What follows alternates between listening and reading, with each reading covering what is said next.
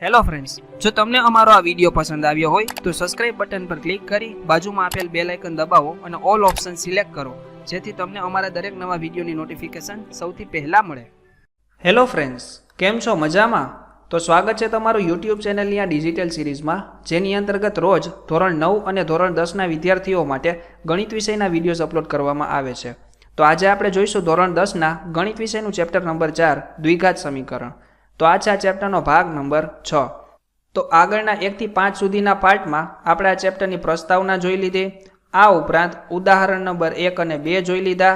આ ઉપરાંત સ્વાધ્યાય 4.1નો દાખલા નંબર 1 જોઈ લીધો, જેની અંદર ટોટલ 8 પેટા દાખલાઓ આપવામાં આવેલા હતા.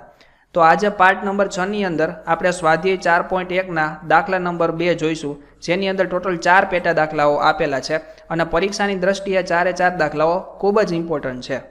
બરાબર. તો આજે આ 4 દાખલાઓ પૈકી આપણે દાખલા નંબર 1 અને દાખલા નંબર 2 આ પાર્ટમાં જોઈશું, અને દાખલા નંબર 3 અને દાખલા નંબર 4 આપણે આગળનો પાર્ટ એટલે કે પાર્ટ નંબર 7માં જોઈશું.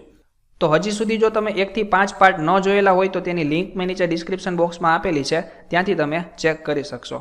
આ ઉપરાંત આપણી આ જે ડિજિટલ સિરીઝ છે તેની અંદર આપણે ધોરણ 10ના ગણિત વિષયના અન્ય ચેપ્ટર જેવા કે બહુપદીઓ, દ્વિચલ સુરેખ સમીકરણ, યુગ્મ, ત્રિકોણ, યામ ભૂમિતિ, આંકડાશાસ્ત્ર, સંભાવના જેવા ઘણા બધા ચેપ્ટરના સોલ્યુશન પણ જોઈ લીધેલા છે. તો આ દરેક ચેપ્ટરના સોલ્યુશનની લિંક પણ મેં નીચે ડિસ્ક્રિપ્શન બોક્સમાં આપેલી છે, ત્યાંથી તમે જોઈ શકશો. આ ઉપરાંત આ દરેક ચેપ્ટરના સોલ્યુશન માટેના જો તમારે ક્લિક થાય તેવા લિંકની PDF જોતી હોય તો તમારે ટેલિગ્રામ ઉપર માત્ર એજ્યુ ઓન ક્લાસ આવું તમે સર્ચ કરશો તો પણ તમને અમારી ચેનલ મળી જશે. ત્યાંથી તમે દરેક વિડીયો છે તેના લિંકની તમે PDF ડાઉનલોડ કરી શકશો. જે PDFની અંદર લિંક આપેલી હશે તેમાં માત્ર ક્લિક કરવાથી તમે જે તે વિડીયોને જોઈ શકશો. તો ચાલો જોઈએ સ્વાધ્યાય 4.1ના દાખલા નંબર 2ના દાખલાઓ.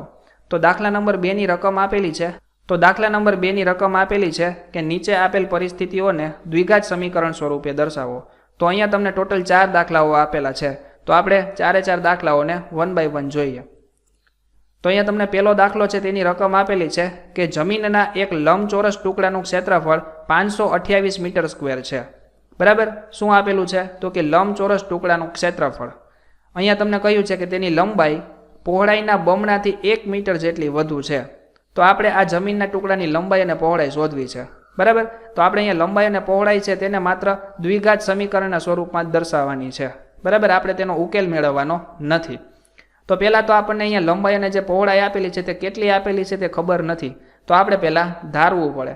તો અહીંયા તમને કહ્યું છે કે લંબાઈ છે તે પહોળાઈના બમણાથી 1 મીટર જેટલી વધારે છે. તો આપણે પહેલાં પહોળાઈને ધારવી પડે. બરાબર. તો અહીંયા લખવાનું કે ધારો કે લંબચોરસ ટુકડાની પહોળાઈ x મીટર છે. તો અહીંયા આપણને આપેલું છે કે લંબાઈ એ પહોળાઈના બમણાથી 1 મીટર જેટલી વધારે છે. તો આપણને લંબાઈ કેટલી આપેલી છે? તો તે કહ્યું છે કે પહોળાઈના બમણાથી 1 મીટર જેટલી વધારે. તો પહોળાઈ કેટલી છે? x metre. તેના બમણા એટલે ડબલ. બરાબર. તો પહોળાઈ છે તેના ડબલ કરતાં કેટલી છે? 1 મીટર વધુ. તો આ પહોળાઈના ડબલ છે તેમાં આપણે 1 ઉમેરી દઈએ તો કેટલી મળે આપણને? લંબાઈ 2x + 1. મતલબ કે લંબાઈ છે તે પહોળાઈના બમણાથી 1 વધુ છે. બરાબર. 1 મીટર વધારે છે. તો આવી રીતે તમે લંબાઈ મેળવી શકો. અને પહોળાઈ આપણને કેટલી મળી? તો કે પહોળાઈ આપણે ધારેલી છે x મીટર, અને આ પણ શું આવશે? મીટરમાં. તો અહીંયા આપણને લંબચોરસ ટુકડાનું ક્ષેત્રફળ આપેલું છે. તો આપણને ખબર છે કે લંબચોરસ હોય તેનું ક્ષેત્રફળ કઈ રીતે મળે? તો કે લંબચોરસનું ક્ષેત્રફળ બરાબર લંબાઈ ગુણ્યા પહોળાઈ. તો લખવાનું કે લંબચોરસનું ક્ષેત્રફળ શું થશે? લંબાઈ ગુણ્યા પહોળાઈ. તો લંબાઈ કેટલી છે? 2x + 1, અને પહોળાઈ કેટલી મળી આપણને? x. બરાબર. તો આપણે આનું સાદું રૂપ આપવાનું. તો કઈ રીતે થશે? આ x તે પેલા 2x સાથે ગુણાય તો 2x² વત્તા x ગુણ્યા 1 એટલે x. અને આ ક્ષેત્રફળ આપણને કેટલું આપેલું છે? 528 મીટરનો વર્ગ. તો સામે શું આવશે? 528. તો જો આપણે આ 528ને સામેની સાઈડ લઈ જઈએ તો લંબચોરસનું ક્ષેત્રફળ આપણને કઈ રીતે મળે? તો આવી રીતે મળે. લંબચોરસનું ક્ષેત્રફળ બરાબર 2x² વત્તા x માઇનસ 528 બરાબર 0. આવી રીતે. તો હવે આપણને આ જે સમીકરણ મળ્યું તેના આપણે જો ઉકેલ મેળવીએ તો તેમાં આપણને x ની વેલ્યુ મળશે. તો તેના ઉપરથી આપણે લંબાઈ અને પહોળાઈને મેળવી શકીએ છીએ. તો અહીંયા આપણે લખવાનું કે આ જે સમીકરણ છે તેના ઉકેલ આપણને આ જે લંબચોરસ ટુકડો આપેલો છે તેના લંબાઈ અને પહોળાઈની કિંમત દર્શાવે છે. તો અહીંયા લખીએ.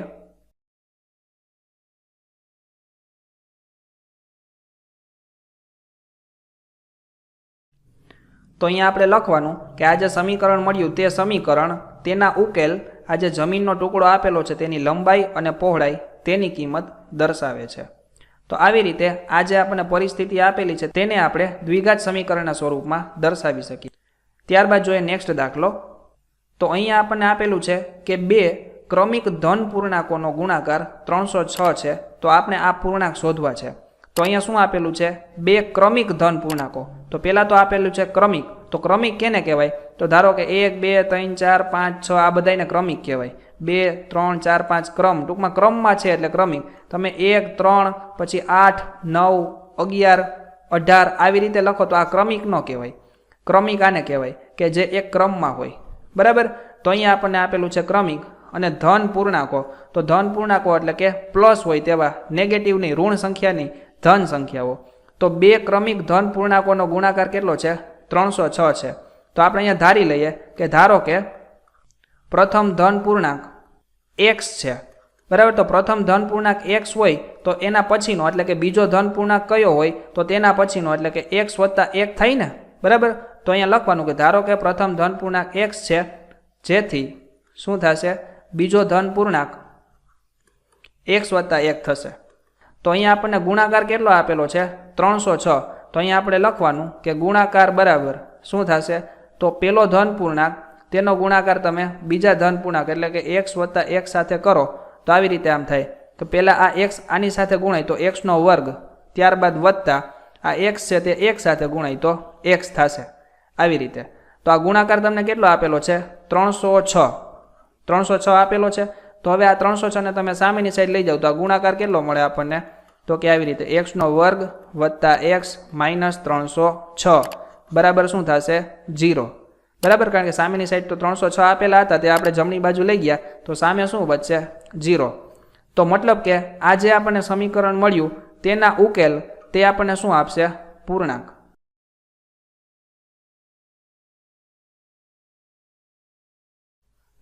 તો આવી રીતે લખવાનું કે સમીકરણ x વર્ગ વત્તા x માઇનસ 306 બરાબર 0 ના ઉકેલ ક્રમિક ધન પૂર્ણાંકોની કિંમત આપે છે. તો આવી રીતે આપણને આજે દ્વિઘાત સમીકરણના સ્વરૂપમાં આજે પરિસ્થિતિ આપેલું છે તેને દર્શાવવાની કઈ હતી તેને આપણે આવી રીતે દર્શાવી શકીએ છીએ. તો આ હતા સ્વાધ્યાય 4.1 ના દાખલા નંબર 2 ની અંદરના પેટા દાખલા નંબર 1 અને 2. આગળના દાખલાઓ એટલે કે દાખલા નંબર 3 અને 4 આગળના પાર્ટની અંદર જોઈશું. તો આવી જ રીતે દરેક પ્રકારના દાખલાનું ડિજિટલી સોલ્યુશન મેળવવા માટે જરૂરથી સબસ્ક્રાઇબ કરો આ યુટ્યુબ ચેનલને, જેથી દરેક નવા વિડીયોની નોટિફિકેશન તમારા સુધી સૌથી પહેલાં પહોંચે. Thank you.